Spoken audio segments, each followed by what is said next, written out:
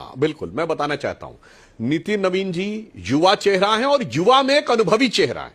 5 बार के लगातार विधायक हैं, मंत्री भी रह चुके हैं, युवा मोर्चा में काम करने का उनको अनुभव है। सिक्किम और छत्तीसगढ़ में प्रभारी भी रह चुके हैं और छत्तीसगढ़ 2023 में माना जा रहा था कि कांग्रेस जीती हुई है।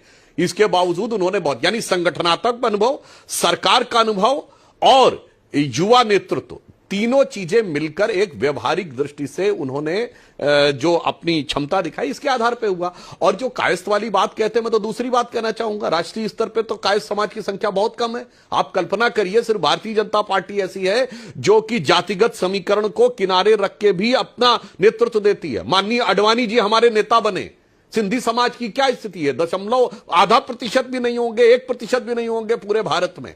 और जहां तक पश्चिम बंगाल की बात है, तो हां, यह मैं जरूर कहना चाहूंगा, जो अभी संगीत रागी जी ने कहा, पश्चिम बंगाल की लड़ाई इस बात की है कि ये श्री अरविंदो, वैसे श्री अरविंदो भी कायस्थ थे, स्वामी विवेकानंद भी कायस्थ थे, जेसी बोस भी कायस्थ थे, सत्येंद्रनाथ बोस जिनके नाम पे हिग्स बोसॉन है वो भी कायस्थ थे। तो ठीक है, उसमें बहुत बड़ा योगदान रहा है, मगर ये श्री अरविंदो, रामकृष्ण परमहंस, स्वामी विवेकानंद के नक्शे कदम पे चलने वाला बंगाल बनेगा या साजिद हुसैन सोहरावर्दी के डायरेक्ट एक्शन डे वाला बंगाल बनेगा?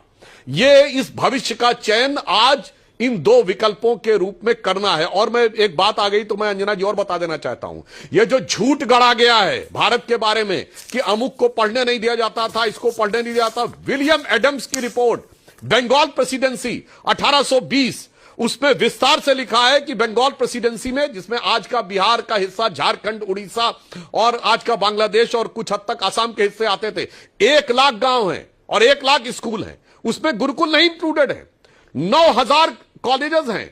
सिर्फ बच्चों की ही जातिवार संख्या नहीं है, टीचरों की जातिवार संख्या दी गई है। कहा गया सबसे ज्यादा 2 जातियों के टीचर है, ब्राह्मण और कायस्थ, वो सिर्फ 40% है। और 60% में बाकायदा ये डिस्ट्रिक्ट मजिस्ट्रेट के द्वारा गवर्नर के आदेश पे बनी हुई रिपोर्ट है, जो 1939 में कलकत्ता यूनिवर्सिटी ने पब्लिश की थी। और महात्मा गांधी ने 1931 में लंदन में रॉयल सोसाइटी में दिए गए लेक्चर में, चैंटम हाउस में उन संदर्भों को कोट किया था। उसमें आज अनुसूचित जाति में जिन जातियों को सबसे नीचे माना जाता है, जिनका नाम ऑफिशियली लेना मना है, उनके शिक्षकों की संख्या लिखी है। यानी हकीकत में तो आजादी के बाद यह फैक्ट होना चाहिए, मगर मैकाले ने जो षड्यंत्र रचा 1835 में, और उसको नेहरू जी की सरकार ने, मार्क्स और मार्क्सवादियों ने जो बढ़ाया,